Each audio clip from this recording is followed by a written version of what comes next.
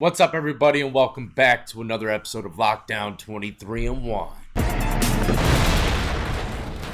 I know it's been a while, but go ahead and slide on those fresh pressed Dockers and them stolen polo button-ups. We gotta dress to impress that judge, right? Which judge? Because there's two judges in the courtroom today. One judge is gonna be sentencing another judge for the murder of his ex-wife. What is that, Adele?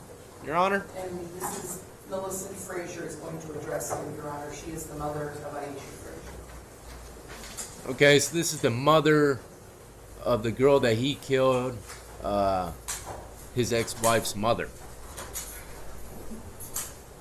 Come on now, Grammy. You got this. Good afternoon. Good afternoon. Good afternoon, ma'am. Is this the mic? Yeah, it's You want Mike. to stay seated? You don't have to stand if you don't want. You okay? Okay. All right. I am Aisha Fraser, and I am speaking today on behalf of my husband, Mr. Everett Fraser, and myself, as well as remaining family members who may be present today. Mr. Fraser is not well. He's unable to be here today. Damn, Miss Everett Fraser. and I were the parents of the late Aisha Fraser. Our daughter was a beautiful beacon of light, and she loved her parents and family.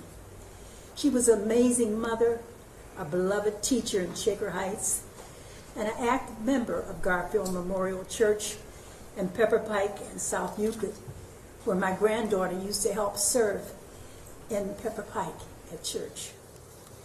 For Everett and me, love is trust. It is patient and quiet understanding. And our message to you, Lance, is one does not have the right to control a person. Everyone deserves their space and quiet moments of peace. Lance, you never provided that for our daughter. Today, I confront you on behalf of my husband and myself for the aggression that you had rendered to my daughter and our family, causing her to live in fear and ultimately resulting in Aisha's murder at your hands. Causing her to live in fear. She probably separated from the guy, but it wasn't the end. If I were to guess, this guy's probably just a jealous-ass lover, and when she left, he kept on antagonizing her. Mason, Aisha was our only child, and because of your aggression, uncooperative, nonconformist attitudes and outcomes, as well as your inability to take responsibility for your actions, our daughter is dead by your hands. You have never conformed to psychiatric treatment or evaluation. Your behavior has included mental outrage and aggressiveness, most probably beginning at a very early age. Your ideas about life with your mate was to control and dictate. If Aisha conformed to you, everything was fine. If she did not, you would go crazy, yelling and screaming and calling her names. You have gotten away with this behavior all of your life. Your parents and relatives all looked in the other direction because you could do no wrong. You were never fit to be anyone's husband because you had so many insecurities. You went to pre-marriage counseling sessions and you ignored their advice. A loving relationship should not be monitored or controlled. When Aisha had enough of your verbal abuse, love of guns, and violent behavior, she was determined it was time for her and the children to leave. The idea that you brought weapons and hand grenades into the home to assure control of your wife, along with your two precious daughters, became unfathomable for them, but not you. You claimed that you wanted to be the protector for your children. Instead, you put fear in their hearts and souls with your behavior. Well, you can't be mad at the old lady for being mad at him for walking in with a damn hand grenade. I'm glad I wasn't around the right people, man, when I was younger, because someone brought a hand grenade my way. You wanted to smother them with your insane ideas of what a father should be. You continued to persecute our daughter during your separation and even after your divorce by demanding that your children be transported to Baskin and Robbins every evening so that you could kiss them goodnight. Oh. If you truly loved your children, you would have never have subjected them to the mental abuse you thrust upon my late daughter and their mother. Man, if my parents told me we were going to Baskin Robbins every night when I was a kid, man, shit, I'd be exuberated. I had to eat filthy, stale-ass moon pies that were on top of the fridge because I was so damn hungry, man. No one ate them damn moon pies. That's why they're on top of the fridge. Monster, and you believe that your children, your behavior was accepted and allowed. And 2014, if you really loved your children, how could you repeatedly violate their trust in you by brutally beating their mother the very first time in their presence and treating it like it was nothing, saying that their mother drove you to it? The second time, you premeditated her murder, and you planned it as soon as she dropped off the children, so that they became witnesses to your horror in 2018. You are a vicious liar with no remorse other than the fact that you ruined your own career. What a monster you are. My husband has been in failing health ever since. He is in a nursing facility, and I, the mother of my precious late child, have had to try to piece together what is left of our lives, as well as the lives of my grandchildren and their beloved Aunt Stacy and Uncle Mike, their new guardians. Edward and I believe that the courts gave you too many privileges after you beat my daughter the first time. You made unrealistic demands of her based on your supposed love of your children by her. You got out of jail in 8 months, and then you didn't value or appreciate your diminished role. We offer you the same lack of mercy that you offered our daughter and your children. None. We ask that the courts render a sentence of life in prison to you without the possibility of parole.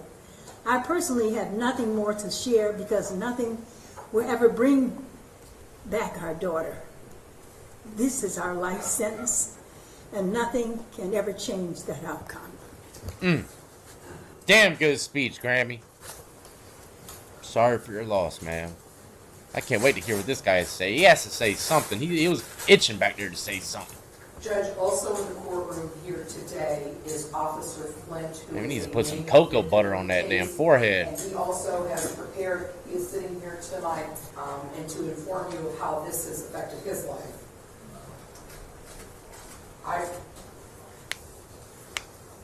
Look at the prosecutor. She starts talking. I guess she's probably a noob because the other guy's like, get your ass up on that damn pedestal and talking to Mike. What are you thinking? And to inform you of how this has affected his life. Get your ass up there and take that stand. What are you talking back here for? Newbie ass. I was asked to appear or write a letter to present before this court as to how the actions of Lance Mason have affected my life. I chose to write a letter and have someone read it to you to avoid becoming emotional and not being able to effectively communicate the impact of his actions, talking about how this has impacted me when the life of Miss Fraser was taken so tragically. I think of her and her family often, and they will always be in my thoughts and prayers. I often find myself drifting back in thought to that November morning that can be triggered by a smell, a noise, a memory, or simply seeing or talking to an officer that was there that tragic day. My shift mates and I were enjoying an unusually long roll call. Someone brought in coffee and donuts. I know it sounds a bit stereotypical, but that does not usually happen. Why is she fucking talking about donuts? She must be a cop. She said it was stereotypical. Cops love donuts, man. They do, don't they, right?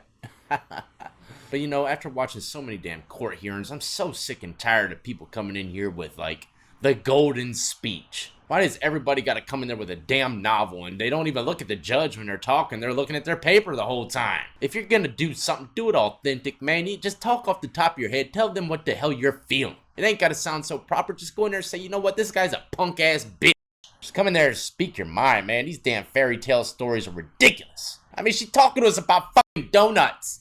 Someone brought in coffee and donuts. At about 9:30, I can remember the voice of the dispatcher coming across the radio. The dispatcher sounded troubled and then the description and nature of the call was provided. My fellow officers and I ran up the stairs and doors to respond. I arrived on scene and parked my unit. I exited my unit and stopped to reach for a tool. I had my right leg outside the unit standing or planted on the roadway. My left leg was propped up near the driver's seat.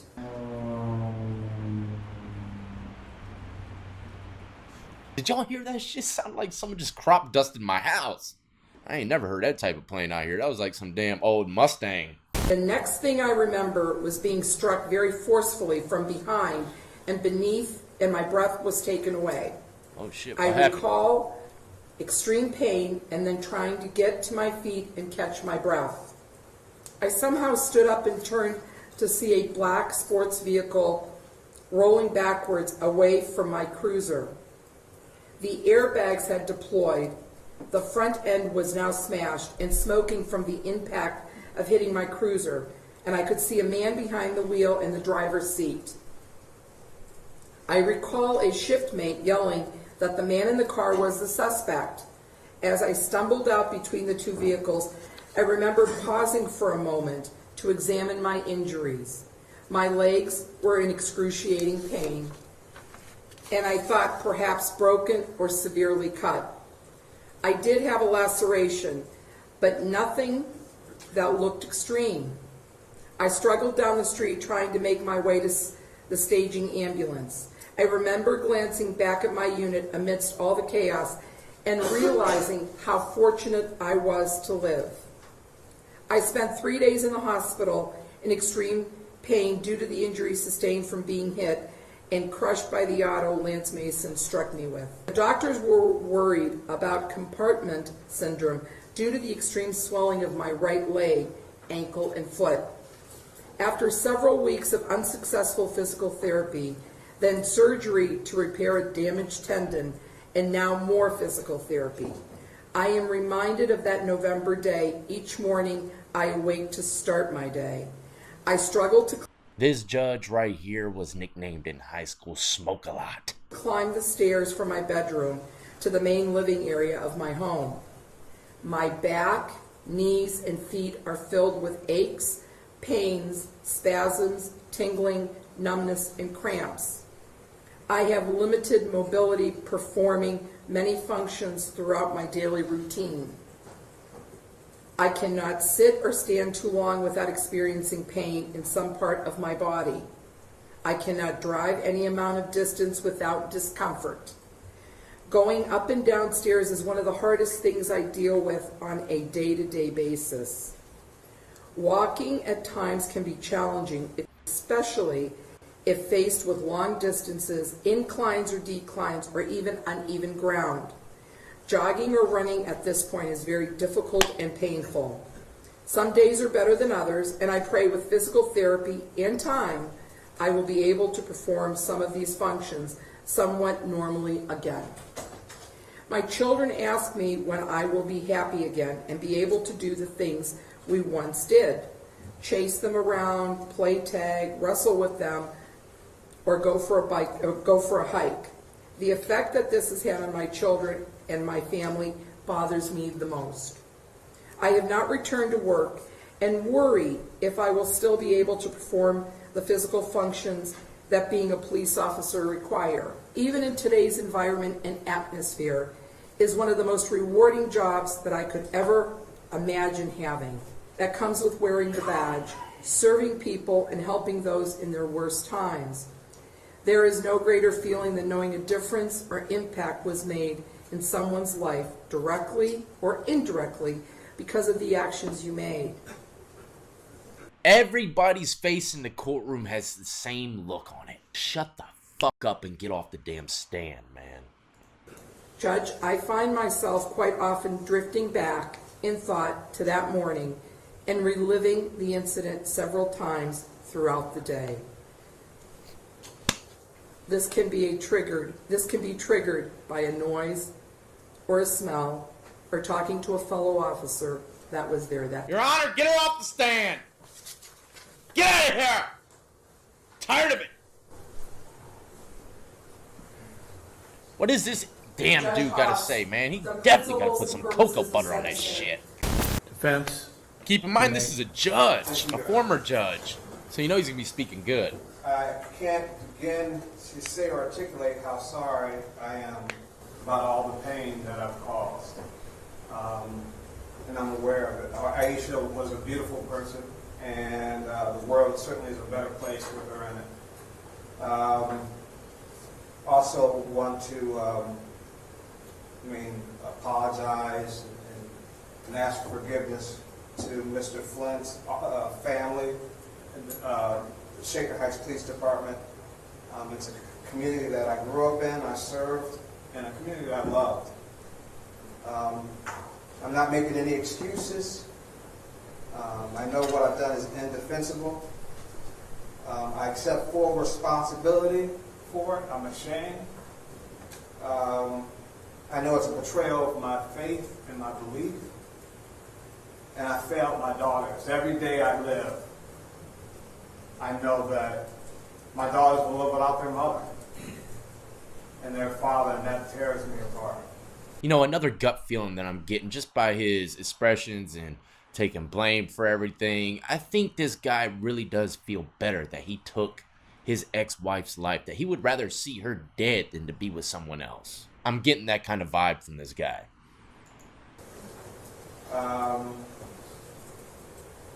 I love those girls more than I love my life. I adored them. What people are saying, I said, when Aisha and I separated in March, I didn't know why we separated. And the next day, she came back. But I didn't know where the kids were. I was panicking. And the next day, she came back to help me with something at the house. So I did not know why she left, but she had indicated that she had got an apartment and she took the girls. And from that day forward, I became a different man. And I'll go briefly into that because I don't want to reveal all the stuff because it's personal. But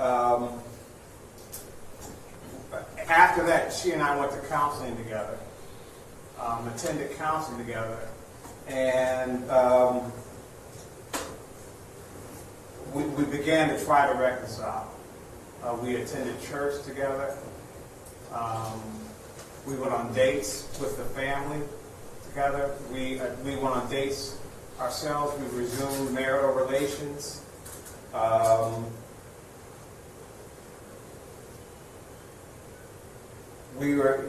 As a matter of fact, we only had one vehicle, so she would pick me up from work, from the Rapid. She took me to get my CCW license renewed, so I don't think she was afraid of me, as people say, or that I was this controlling monster. You only had one car? How? Man, you used to be a damn judge. You should be having a little fleet, right? I mean, that was not the case. We were reconciling, and then She was tired of busting your ass around everywhere. my aunt. And that was probably another huge shift in his mentality as well, man. She was his only ride. He probably said to himself, man, that girl's the only thing keeping me together. She's taking me, busting me here, busting me there, watching the kids, feeding me. I can't lose her. I can't lose her, man. I ain't got nothing. I ain't even got a damn car. When a man's at rock bottom, you never know what the hell he'll do. To my mom's siblings. And prior to that, Aisha and I took care of my parents. They moved into our house. My mom, in 3 years, my mom died. My dad died within 2 years, and then my mentor, who I loved, died. So within 3 years, I experienced those deaths. My sister, who was a medical doctor,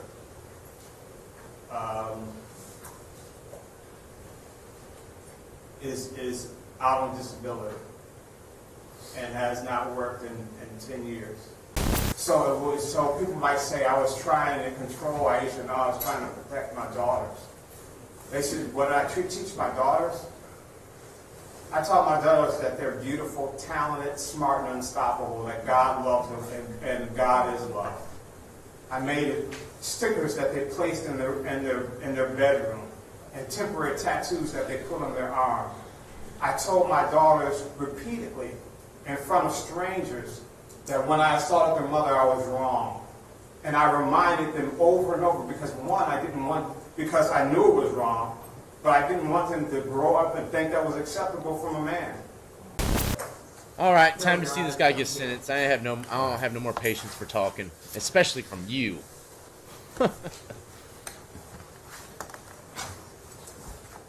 First of all, as agreed by the council, count 1, aggravated murder, will merge with count 2, murder, and count 3, felonious assault of Aisha Fraser.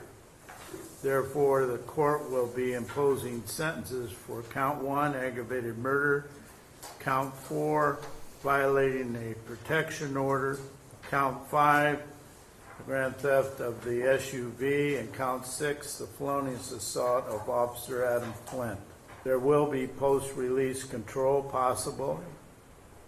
There will be a mandatory period of post-release supervision by the Adult Parole Authority of 5 years in the event the defendant should ever be released from prison. So he's getting probably life without or He is with parole. informed that any violation of those conditions Usually, if the judge tells the defendant before he gets sentenced that he's going to have some kind of post-release conditions, chances are he's going to give him probably parole with whatever else he's going to give him. could subject him to further periods of imprisonment and other sanction provided by the statute. You've signed the violent offender information notice, and I've already covered that that's your signature. I'm going to sign the date on today's date, that you've been informed of those responsibilities. And I believe, counsel, we already covered this, but again, for the record, you understand your responsibilities under that statute. Is that correct? Yes, Your Honor. And that'll be accepted and forwarded to the appropriate authorities. It looks like a SpaceX The court chair. costs while you're incarcerated will be waived. Who the hell do you think you are looking at me like that, too, by the way? You ain't going to keep peeping at me, man.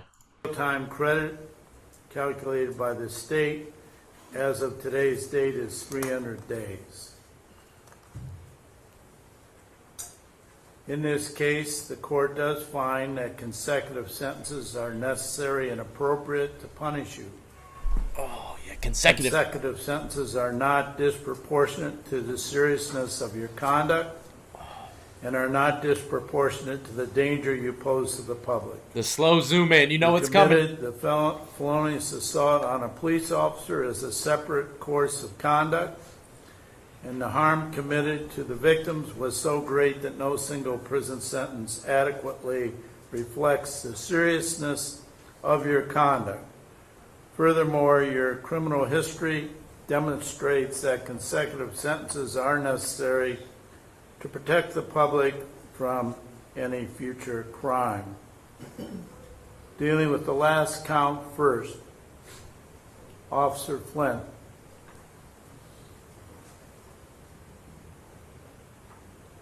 Felonious assault, a felony of the first degree because he is a police officer.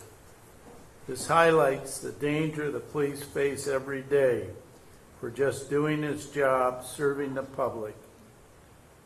The sentence the court finds is 5 years consecutive to all other time imposed. 5 clip for assaulting a police officer. Count 4, violating a protection order. Court imposes a sentence of 24 months, which will be served concurrent to all other time imposed. Count 5, grand theft. The court imposes a sentence of 12 months, which will be served concurrent to all other time imposed. The big one. That brings me to the aggravated murder of Aisha Fraser. I cannot add to the words you have already heard and have no doubt internalized over your period of incarceration.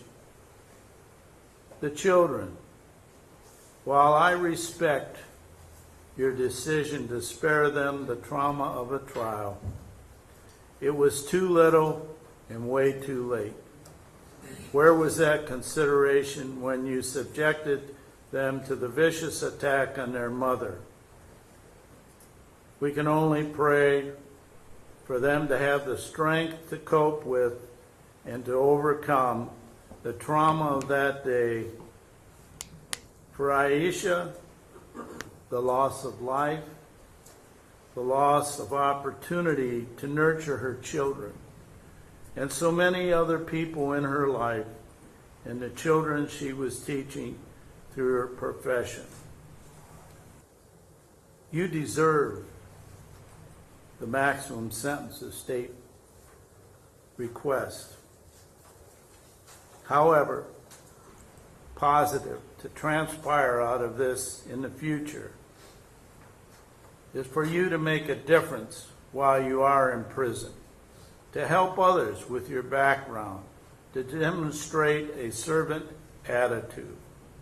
It is for that reason only that after you serve the 5 years for Officer Flint, I'm just going to say this right now. This guy probably is going to get a bunch of people released from prison because he's going to be the best damn jailhouse lawyer anybody's ever seen. He used to be a prosecutor, lawyer, and a judge. Come on. He's freeing all them damn head honchos in the hole. and 30 years for the aggravated murder as part of a life sentence.